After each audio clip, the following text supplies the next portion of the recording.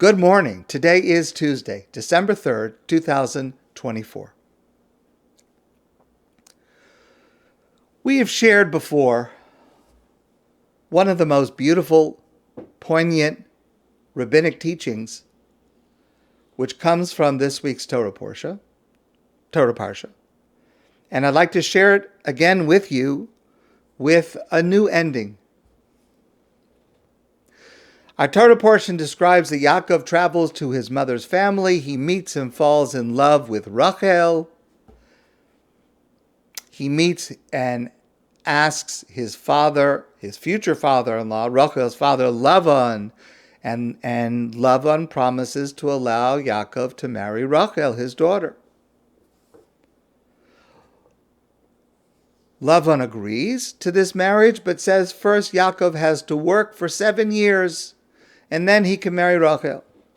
Finally, the day of the wedding arrives, and Lavan fraudulently substitutes Leah, Rachel's older sister, at the wedding. And Yaakov ends up being married to Leah, not to Rachel. Now, later, Yaakov marries Rachel also, but let's focus now on this deception itself the first time around. First of all, how do you pull off a deception like that? The wrong daughter getting married. All right, we've discussed this in the past, but there's a curious phrase in the text. The Torah says, Vayihi baboker, and it was the morning after the wedding, V'hinei Leah, and behold, Yaakov sees that he's married to Leah. Vayomer Lavan, and Yaakov says to his father-in-law Lavan, Mazos asisali, what did you do to me? You tricked me. But our rabbis noticed, the Torah says, Vayihi baboker. It was in the morning that Yaakov noticed. It was only in the morning, the next morning after the wedding, that Yaakov realized he'd been tricked. How did he not realize the night before? The night of the wedding? How didn't he realize right away? So here our rabbis provide a remarkable backstory. Rashi says it as follows. Yaakov and Rachel suspected that Lavan would try to pull some kind of a trick. So, Lefi shemasa Yaakov simanim l'Rachel. Yaakov gave Rachel a password, a sign, a word that she should say under the chuppah, that Yaakov would know that it's Rachel. So they had a system, only the two of them knew. So it was a sure way to make sure that Yaakov would be marrying Rachel. However, on the afternoon before the wedding, ukisharasa Rachel shemachnisin lo Leah, when Rachel saw what her father was doing, that he was going to fraudulently present Leah as if it was Rachel, Amra, Rachel said to herself, Achshav tekole machosi.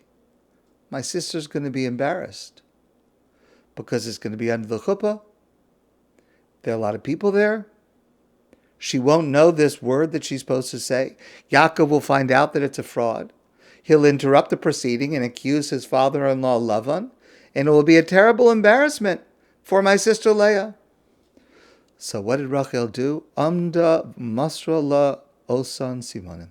Rachel told Leah the words that she should say under the chuppah. So that night, under the chuppah, Yaakov thought that he was marrying Rachel, meaning he married the woman who said the right words that he was expecting to hear. But only in the morning did Yaakov realize that he had been tricked and actually married to Leah. This stands for all time as one of the greatest acts of selflessness. Rachel did not know at this moment that she would one day marry Yaakov also. In her mind, She was giving up the opportunity to marry the man that she loved, the man who loved her, all in order to prevent her sister from embarrassment. It is a profoundly beautiful, pure act of nobility and selflessness. But let's ask two questions. Okay, Rachel is amazing, no question. Hero of the year, no question. But why did Leah agree? Didn't Leah feel guilty tricking Yaakov? I mean, when Rachel comes to her and says, listen, here are the passwords in order for Yaakov to know that it's you because he thinks it's going to be me, didn't Leah feel guilty tricking Yaakov into marry her? Did she really want to be married to someone only on the pretense that she was somebody else? And didn't Leah feel shame for even knowing that Yaakov actually did not choose her? I mean, yes, of course, it's true that Rachel prevented her from being embarrassed at the wedding with some kind of outburst. But how embarrassing would it be for the rest of your life to be married to someone and know that they did not really want to marry you? And the only reason they're married to you is because they were tricked. That seems like an unimaginable shame and humiliation that lasts forever. Seems, and we say that Rachel is doing this beautiful favor. What kind of a favor is it? And further, there's a short narrative later in the Parsha that seems completely inexplicable. Okay, so Yaakov later marries Rachel, and Rachel and Leah are sisters, and they're both married to Yaakov, and they're rivals, and they're rivals for Yaakov's attention. They're rivals for children. Who's going to have the first? Who's going to have the most? They're rivals for Yaakov's affection and love. Years go by. Leah gives birth to Yaakov's first son, Reuven. Vayelech Reuven b'mei ktsir chitim. Reuven went out in the field in the springtime. Vayimsa dudaim basada. He found dudaim in the field. Rashi says dudaim is jasmine, something that's beautiful. It smells nice. It grows. Vayaveo sam el Leah imo, and he brought some to his mother. A beautiful thing. Boy goes out. He sees something beautiful, some flowers. It smells nice. He brings it to his mother Leah. Vatomer Rachel Leah. So Rachel, the sister, says to Leah, her sister, Tini na li miduda ebenech. May I please have some of the jasmine that your son brought to you?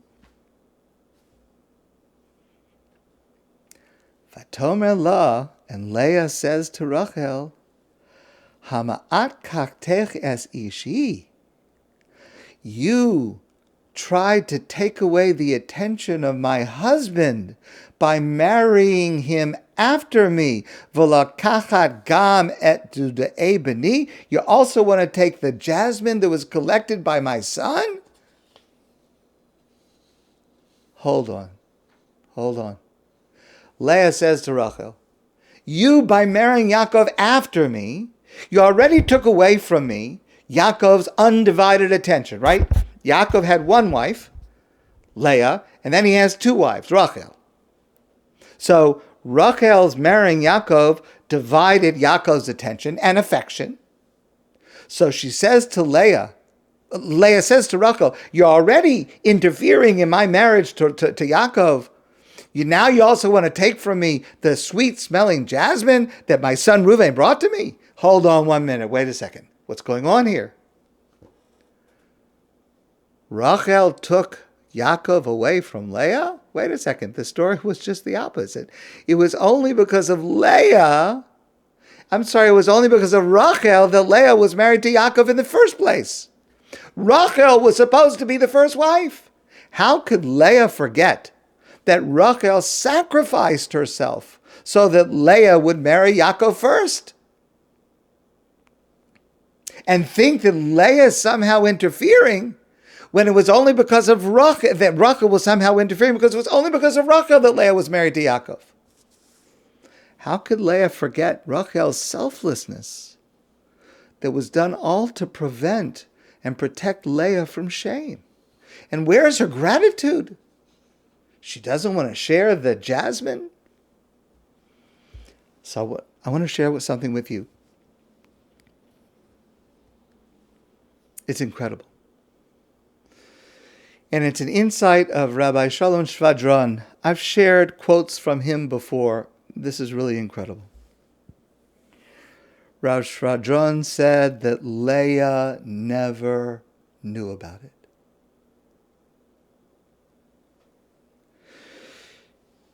Rabbi Schwadron says there were only 3 people that knew that Rachel was supposed to marry Yaakov, not Leah. Lavan, who at first agrees that Yaakov can marry Rachel. Yaakov, who asked Lavan to marry Rachel. And Rachel, who accepted. Not only did Rachel prevent Leah from being embarrassed at the wedding, Rachel allowed Leah to believe that she was and always had been the intended bride. The words that Rachel taught Leah to say under the chuppah, she didn't say this is the password so that Yaakov will know it's not a fraud. That's not what she said. She said to her, these are words that a kala says under the chuppah to her husband. These are the appropriate words that a bride says under the chuppah, without any other explanation. So she told the words to Leah. Leah said the words. Leah and Yaakov married. And therefore, Leah never knew that Rachel was the intended first wife. Leah always thought of herself as the first wife, the preferred wife, and then Rachel was the second wife. And Rachel was then the threat to Leah's status as the favorite wife, because Yaakov, in her mind, chose Leah first. So what we have here now, according to Rabbi Schwadron, this is not a one-time story, a one-time secret. This is an ongoing, continuous refusal to divulge a secret. This is a lifetime of holding it in, of submitting humbly, that Rachel, for the rest of her life, put herself in the position of being not the one who was chosen for the rest of her life. Can you imagine how many times Rachel must have been tested, because there was rivalry? I mean, there were sisters. We know from the Torah there was rivalry, like the jasmine. How easy it would have been to say, but I was the first wife. I was the preferred wife. What do you mean I interfere with you? I gave up my life for you. But instead, Rachel chose to be forever involved in a secret, entirely selfless mitzvah every second of every day of her life, as long as she lived. And Rachel's secret remained even in death. Leah is buried alongside Yaakov in Hebron, where she would have expected to be buried as his first chosen wife, because even in death, she assumed the position of burial as his first chosen wife. Rachel is buried alone, miles away from Hebron, in Bethlehem, just south of Yerushalayim. Now, I've shared with you before, our rabbis and the Medrash connect this fact to a heavenly confrontation and a prophecy of Jeremiah the prophet. Later in Jewish history, during the First Temple period, the spiritual level of the Jewish people in Israel declined.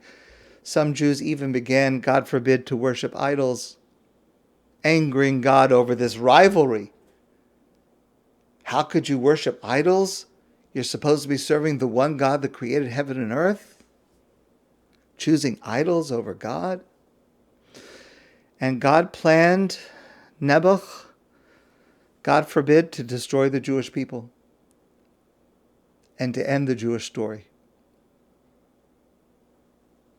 Our rabbis in the Medrash describe how one by one the souls of the patriarchs and matriarchs came before God to plead for mercy, to relent from destroying their children and the future of Jewish history and destiny.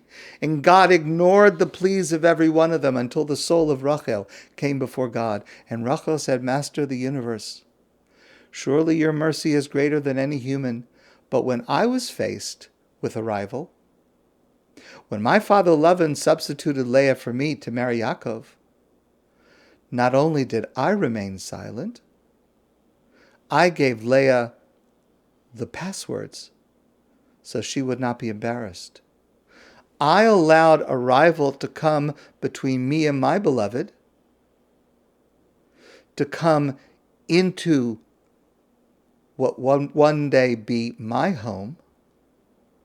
Surely, God, surely you should be able to do the same when your children, my children, have chosen a rival. Surely you, God, must find a way to forgive them. And God said to her, Rachel, you have defended them well. I will send them into exile, the destruction of the first temple, but I will not destroy them. I will bring them back to Israel. Rachel is buried along the road the Jewish people traveled as they went into exile, and Rachel's soul cried for them as they passed her grave. And Rachel cried for her children on October 7th, when 1,200 of them were mercilessly butchered and killed, raped, hundreds captured, and every day since, as hundreds have fallen to release them to defend Israel. Rachel cried as tens of thousands of people in Israel left their homes to try to seek safer shelter elsewhere as they were evacuated from the south and from the north. And still there are tens of thousands who have not yet come home. Rachel is crying today as she did then. But through the prophet Yirmiyahu, God makes that promise. God makes this promise. And this promise is repeated now to us every single day. Prophet Yirmiyahu, the famous Haftorah that we read on Rosh Hashanah, Ko Amar Hashem, the prophet Yirmiyahu says, this is what God says, Kol barama nishma, there is a voice that is heard in Ramah. Ramah is the name of the place where Rachel has died near Beis Lechem. Nihibechi tamrumim, bitter crying is coming from Beis Lechem. Rachel mevaka al bonea, ma'anali nachem al bonea ki einenu. She is crying for her children, and she refuses to be comforted because her children are not there. And she cried when the Jews went into exile with the destruction of the temple, and she cried on October 7th, and she cries every day since. And Hashem says, through the prophet, Ko Amar Hashem, listen to what God says. And I'm saying to you, and I'm saying to me, listen to what God says, because God is speaking directly to us, as he did then. Mini kolech mi bechi, ve'nayach midima. Rachel, you can stop crying. Ki yesh schar lefulasech, because there will be a reward for your selflessness. V'shavu me'eretz oyev. Your children will return from the lands of their enemies. V'yesh tikva lach, and there will be hope for you ultimately, and it is coming soon. V'shavu vanim legvulam, your children will return to their homes. This is a promise to us today. It looks bad. It feels terrible. Rachel is crying. But God is promising her now, today. V'shavu vanim legvulam. We're coming back. We're coming back. It's taking longer. The price is higher. The pain is deeper. Yes, yes. But we're coming home. That's not a politician speaking. That's not a military person speaking. That's God. That's God's promise. We're coming home.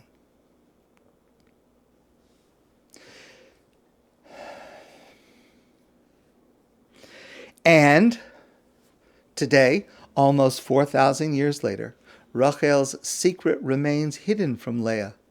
Rachel's selflessness remains for us as a guide in how we should act. And Rachel's legacy is the woman who would do anything for her children, anything for her sister, and never tell. So I want to say one last thing.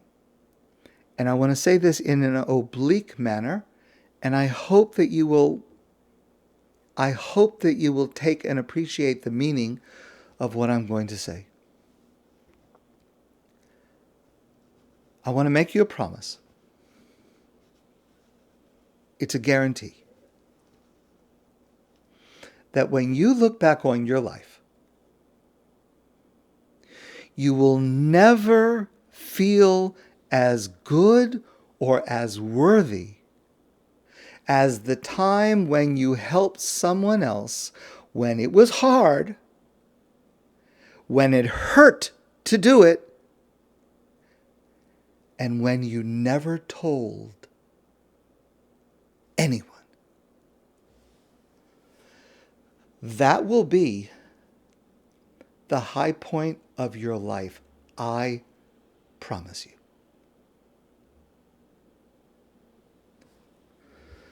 My friends, I wish you a great day, and I look forward to seeing you soon in person.